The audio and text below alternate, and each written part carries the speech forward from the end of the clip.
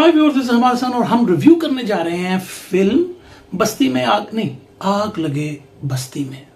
अच्छा, मैं फिलहाल तो बुझा रहा हूँ इस आग को, लेकिन मैं आपको इसका रिव्यू देने जा रहा हूँ फिल्म का, जो मैंने कल देखी और सिनेमा हॉल में जाके देखी। मैं ये कहना चाहूँगा कि देखें, फिल्म के रिव्यू के दो तीन तरीके होते हैं, लेकिन हम क्रिटिकल एनालिसिस करेंगे और मेरा ज़्यादा फोकस स्क्रिप्ट के पॉइंट ऑफ व्यू से रहता है। देखिए, इस फिल्म में जो अच्छी चीज़ें हैं वो मैं आपको बताऊंगा और असल में जो मसला है इस फिल्म के साथ वो भी मैं आपको बताऊंगा। तो आइए व्यूअर्स, रिव्यू की तरफ चलते हैं। टांका डाल सकते हैं। मैं मर जाऊंगा अलमास, पर चोरी का एक निवाला नहीं खाऊंगा। तू खा चुका है क्या? चोरी का खा चुका है तू। व्यूअर्स, आग लगी बस्ती में ज़बरदस्त कास्ट है इसके अंदर और ताबिश हाशमी भी इसके अंदर हैं, लेकिन मेन रोल में हमारे पास फहद मुस्तफ़ा और मायरा खान है। इसमें कोई शक नहीं है, अच्छे एक्टर्स भी हैं। लेकिन मसला हमने जो इसमें देखना है कि प्रॉब्लम कहाँ आ रही है। अगर आप ये कहें, मैं अगर ये कहूँ कि भाई पैसे आपके वसूल हो जाएंगे, आपने जो सिनेमा में 800-900 हज़ार रुपये दिया है वो आपका पूरा हो सकता है, क्योंकि फिल्म का जेनरिक कॉमेडी है ना। अब कॉमेडी से मुराद ये नहीं है कि आप जो चाहें करते रहें, ठीक है ना। मतलब ये कोई लिबर्टी नहीं है आपके डायरेक्टर या प्रोड्यूसर या राइटर के पास कि अब आप जो बेतुकी चीज़ें हैं उसके अंदर डाल लें और आप काम करें। अच्छा, अब मसला जो है बेसिकली इस फिल्म के साथ क्या है, वो इसकी स्टोरी है। और मैं आपको एक चीज़ बताना चाहता हूँ कि इसमें कोई शक नहीं कि फिल्म का गोल पहले 15-20 मिनट में सेट हो गया। और गोल क्या है? गोल है कि हमने दुबई जाना है, लेकिन ये किसका ख्वाब है, ये किसका डिज़ायर है? ये मायरा खान का डिज़ायर है, ये फहद मुस्तफ़ा का डिज़ायर नहीं है। तो पहला इश्यू जो इस फिल्म के साथ आ रहा है वो ये कि अब फिल्म जो है बेसिकली वो मायरा खान के पॉइंट ऑफ व्यू से देखी जाएगी। इसका मतलब है कि फहद मुस्तफ़ा जो कि एक इस किरदार में बरकत के नाम से एक करैक्टर कर रहे हैं इस फिल्म के अंदर, उनका क्या मसला है कि उनके पॉइंट ऑफ व्यू से ये फिल्म नहीं देखी जा रही, यानी कि ये आपका पहला तासर इस फिल्म में आता है। तो ये पहला इश्यू है। तो डाका, क्या काफी नहीं है ये सब कुछ? ये सब करके भी हाथ में फूटी कौड़ी नहीं तो है। भेज दे, मुझे भेज दे। तेरे लिए तो कोई खुला ना दे। क्या ये मायरा खान के पॉइंट ऑफ व्यू से फिल्म राइटर में दिखाना जा रहा है? नहीं, ये असल में दिखाना किसके पॉइंट ऑफ व्यू से जा रहा है? बरकत के पॉइंट ऑफ व्यू से या फहद मुस्तफ़ा के पॉइंट ऑफ व्यू से। लेकिन यहां पर ये प्रॉब्लम सबसे पहले आ गया, the goal of the story is from the point of view of Myra Khan. Fahad Mustafa कहां से स्टार्ट हो रहे हैं? फाइट करके। तो पहला जो तासर ऑडियंस को आएगा वो क्या आएगा कि ये एक स्ट्रॉन्ग हीरो है, फिजिकली भी और इमोशनली भी, ठीक है। लेकिन पूरी फिल्म में ये तो कहीं मिलता ही नहीं। क्यों? क्योंकि फहद मुस्तफ़ा जो है वो एक बेशक ईमानदार ऑनेस्ट कैरेक्टर यहाँ पर दिखाए गए हैं, लेकिन उनकी फैमिली क्या है? उनकी फैमिली खुद लोग गुंडे हैं। गुंडे से बात यह है कि वो रैंसम भी लेते हैं, वो क्या कहते हैं, कत्ल भी कर देते हैं। और लेकिन फहद मुस्तफ़ा जो अपनी फैमिली के साथ जो है वो एग्रीड नहीं है, वो उनके अलग अपनी जिंदगी गुजारना चाहते हैं, जो कि ओके, दैट्स फाइन। हम उस प्रोटैगनिस्ट की लाइफ को स्टार्टिंग में बेहतर समझ, लेकिन बस यहां तक ही ये प्रॉब्लम। जैसे ही ये गोल सेट हुआ मायरा खान का, तो अब फिल्म उसके पॉइंट ऑफ व्यू से स्टार्ट होगी और फहद मुस्तफ़ा जो है बस हमें ऐसा लगा कि उस गोल को सिर्फ वो बढ़ावा दे रहे हैं। अब पॉइंट ये है कि मायरा खान जो है उसका हमारे पास कोई बैकग्राउंड नहीं है। हम क्यों, अगर उसको हम पॉइंट ऑफ व्यू उससे स्टोरी को भी देखें तो हमें उसके पास कोई बैकग्राउंड नहीं है, हमें कोई इमोशनल अटैचमेंट नहीं है कि मैं इस कैरेक्टर के साथ क्यों अटैच हूं। And how they agreed. अब फहद मुस्तफ़ा भी एंटर हो गया इस स्टोरी लाइन में, लेकिन अगेन ये उसकी स्टोरी लाइन नहीं है। That is the main issue जो मैं आपको बात करना चाह रहा हूं। एंड हाउ वो एक बहुत पुरानी सी बस्ती में एक किराए के मकान पे घुस जाते हैं, जिसको आप खोली भी कहते हैं आमतौर पे, ठीक है।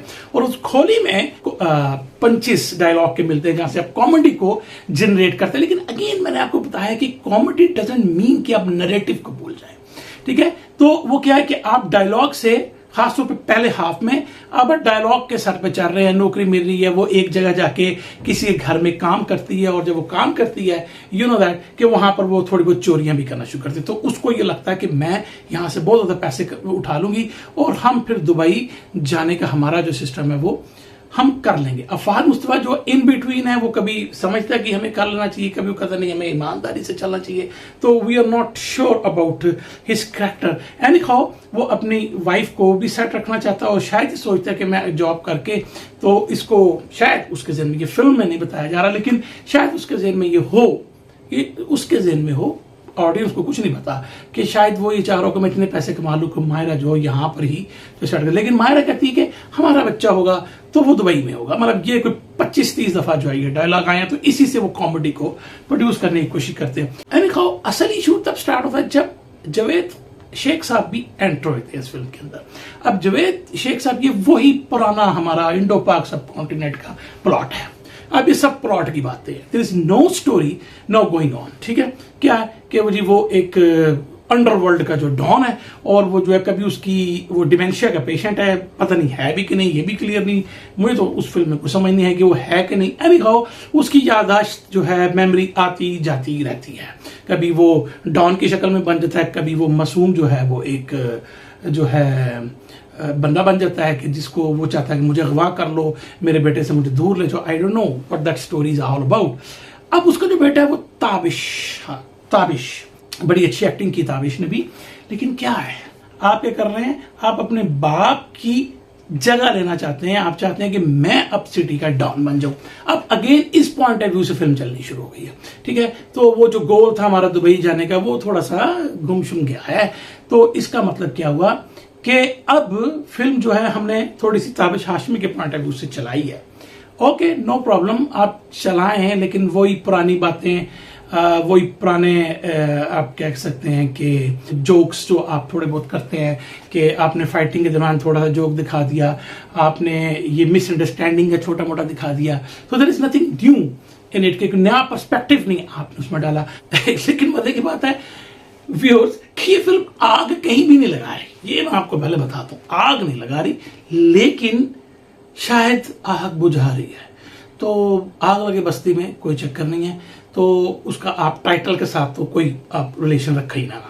तो अगर आपने थीमेटिक भी इसकी कोई वो बनाई है कि उस बस्ती को मैंने क्या करना है, एंड में मायरा खान फहद को कहती है कि जहां पे तुम ना हो तो ऐसी बस्ती को मार लूं, फॉर दैट रीजन आपको उस थीम को अगर आपने उठाना है, उस थीम को उठाना है, तो it should be carried on from the very first scene. तो ऐसा में कुछ नहीं उसके अंदर मिल रहा। मैं ये कह सकता हूं कि अगर मैं डीप इसको जरा सोचूं तो ये पाकिस्तानी सोसाइटी, इंडियन सोसाइटी और इंडो पाक सब कॉन्टिनेंट की सोसाइटी में जो हमारे एक मिडल मैन और लोअर मिडल मैन के जो इश्यूज हैं लाइफ के अंदर, और एक बेसिक नेसेसिटी उनके पास एनफ अमाउंट नहीं है, इतने पैसे नहीं है कि वो अपनी बेसिक नेसेसिटीज को पूरा कर सकें, अपने ड्रीम को पूरा कर सके। तो ये आप उसमें से जरूर एक पॉजिटिव पॉइंट निकाल सकते। लेकिन अगेन दिखाने का और लिखने का जो स्टाइल है वो उस तरह नहीं हुआ कि जिससे आप उसकी तरफ जो है माइल हो जाएं। और व्यूअर किसी भी फिल्म के लिए इमोशनल एस्पेक्ट, जिसको मैं थर्ड रेल कहता हूं, ऐसी चीज जो कि आपको जोड़ दे आपके कैरेक्टर के साथ, ऐसी कोई खास इमोशनल नहीं। चूंकि we don't know much about Myra Khan, we don't know much about Fahad Mustafa.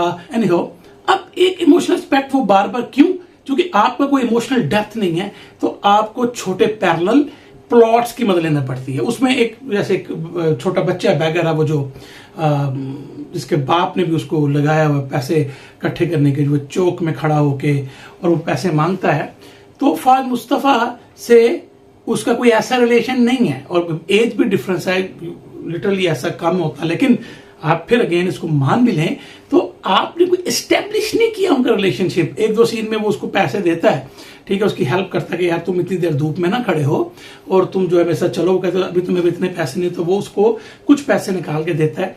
तो ये एक सीन में आप एस्टेब्लिश करते हो, but it never establish like this कि आपका एक ऐसा बॉन्डेज है, ठीक है ना। और खास तौर पे एक ऐसी फैमिली जो खुद जो है खाने से तरस रही है और वो आज की कमाई दूसरे बच्चे को दे दे, ये कैरेक्टर के पॉइंट व्यू से अच्छा है, लेकिन दैट्स ओनली अ सीन। और वो एक सीन जो है आपको इमोशनल डेप्थ नहीं देता। फॉर सम रीजन वो मर जाता है हॉस्पिटल में, और फहद मुस्तफा जो है, बरकत, हमारा कैरेक्टर जो बरकत है, वो उसका उठा के हॉस्पिटल में ले आता है। तो वहां से क्या कोशिश की है, इमोशनल कनेक्शन की, वो बनी नहीं, ठीक है। वो रेजोनेट इसलिए क्यों नहीं कि हमने वो रिलेशनशिप डेवलप नहीं किया। जब हम रिलेशनशिप डेवलप नहीं करेंगे तो हम रूट नहीं करते अपने कैरेक्टर के साथ, तो लिहाजा ये पैरेलल प्लॉट भी जो है बेकार गया। दूसरे लफ्जों में अगर मैं कहूँ तो मतलब ये प्लॉट डिवाइस है, यानी कि जब आप एक कैरेक्टर, दो कैरेक्टर्स के दरमियान वो रिलेशनशिप डेवलप नहीं करेंगे तो बेशक जुदा हो जाए, वो एक मर जाए एक जिंदा रहे, डजंट मैटर। तो ये प्लॉट की डिवाइस है, इट्स नॉट अ स्टोरी। मैंने आपको कई दफा कहा कि स्टोरी बेसिकली क्या होती है कि जो इवेंट्स हो रहे होते हैं उसका कैरेक्टर पे क्या असर होता है, दैट इज अ स्टोरी। तो प्लॉट में आप ये चीजें ले आते हैं जी, वो मर गया, वो उसको लेके जा रहे थे, तो वो चीजें हम कर सकते हैं, लेकिन वो सिर्फ बोंडी होती हैं, यानी कि आप उसको कह सकते हैं कि प्लॉट की डिवाइस है, आपने प्लॉट को चलाने के लिए चीजें की हैं और आउट ऑफ द वे कि इमोशनल एस्पेक्ट पैदा करने की कोशिश की है, विच इज रॉन्ग। इसी तरह जैसा मैंने जिक्र किया कि जावेद शेख के कैरेक्टर को भी, यानी कि जैसे इस फिल्म में होता है कि उसको गलती से उठा के किडनैप कर लेते हैं, दूसरे लफ्जों में मतलब वो चाह नहीं रहे होते लेकिन वो किडनैप हो जाता है। ये बहुत ज्यादा ये वाले फॉर्मूले यूज हुए हैं, ठीक है ना। एक सड़क छाप फैमिली के लिए एक बहुत बड़े डॉन का मिल जाना, तो ये कुछ इंग्लिश फिल्म हैं जहां से कॉपी किया इंडिया ने, फिर पाकिस्तान इसको भी कॉपी कर रहा है, और इस तरह की नई चीज कोई नहीं इसमें कि आप कहेंगे यार चलो कम से कम स्टोरी इस क्वालिटी की थी कि या डिफरेंट थी, तो ठीक है। बाकी मैं ये कह सकता हूं कि उसमें कॉमेडी है, मजा है, और कई सीन्स आपको स्माइल देते हैं, लॉफ्टर भी देते हैं, इसमें कोई शक नहीं। लेकिन again that is not story. मैं आपको बार बार कहता हूं दैट इज नॉट स्टोरी। हंसते हंसते अगर आप रो पड़े that might be a story, इसमें नहीं ऐसा कुछ हो रहा, ठीक है। सो कॉमेडी का मतलब ये होता है, कॉमेडी मतलब नहीं कि आप जो मर्जी खींचते जाएं तो बस ऑडियंस कहेगी ठीक है यार ये तो कॉमेडी थी ना, चला दो, तो ऐसा नहीं। और देखें इस फिल्म के बारे में मैंने आपको ये तो बता दिया कि आप जाएं, आपके सिनेमा में पैसे शायद पूरे हो जाएं कि चलो यार 2-2.5 घंटे की एंटरटेनमेंट हमने कर लिया है, तो ओके फाइन गो। लेकिन कोई चीज आपको लास्ट करे, कोई चीज जब आप सिनेमा छोड़ के जाएं तो आपको लगे कि मैंने उसकी थीम को अपने दिल में समा लिया, वो मैसेज जो फिल्म हमें देना चाहती है वो हम लेकर नहीं उठते इसमें। और खास तौर पे अब आप एंड में देखें कि पूरी जिंदगी फहद मुस्तफा साहब ये बता रहे हैं हमें कि वो बड़े ऑनेस्ट हैं, सारा कुछ है, लेकिन उसकी फैमिली जो कोई क्रिमिनल है, तो एंड में डॉन से बचाने के लिए भी उसी के बाप, उसी का बेटा आ जाता है, वो उन्होंने गन्स पकड़ी होती हैं, और वो ही बिल्कुल इंडिया पाकिस्तान के जो एंड वाले सीन वाले, जिसको ये लोग क्लाइमैक्स कहते हैं, मतलब इसको सब क्लाइमैक्स कहते हैं।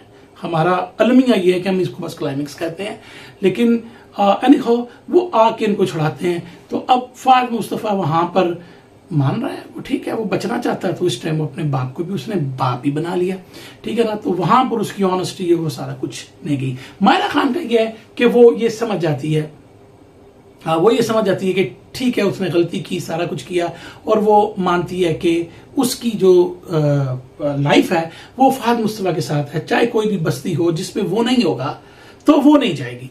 बस्ती में तो शायद आग नहीं लगी, लेकिन क्रेडिट से पहले भुज जरूर गई है। आपके कि वो मास्टर पीस आ गया, या कोई एक डिफरेंट स्टोरी है और एक इमोशनल डेप्थ है उस स्टोरी में। हंसते हंसते आप रो रहे हैं, इस कदर रो रहे हैं कि आप उन कैरेक्टर के साथ जुड़ गए हैं, ऐसा उसमें कुछ नहीं। तो मैं ये कहूंगा जरूर जाएं सिनेमा में, देखें, आप शायद बोर ना हो, लेकिन अगेन मैं क्रिटिकल एनालिसिस कर रहा हूं कि फिल्म का मयार क्या होना चाहिए, ठीक है। तो आम ऑडियंस के लिए माइट भी ये उनको पसंद भी आए, चूंकि वो बोर नहीं होंगे इस फिल्म में, ये एक गारंटेड है। तो मैं ये कहूंगा कि आज का रिव्यू इस फिल्म के लिए मैं देखूंगा कि जो एक दो और फिल्म लगी हुई हैं, अगर मैं वो देख पाया तो उसका रिव्यू मैं आपको दूंगा। तो बहुत जल्द मिलते हैं किसी नए रिव्यू के साथ। Thank you very much.